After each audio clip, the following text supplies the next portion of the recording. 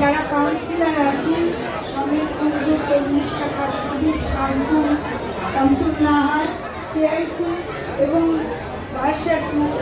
তৃণমূল কংগ্রেসের প্রেসিডেন্ট অরুণ ভৌমিক মহাশয় আছে, আমাদের চম্পক দাস আছে, নন্দিতা ভৌমিক, জলি দাস এবং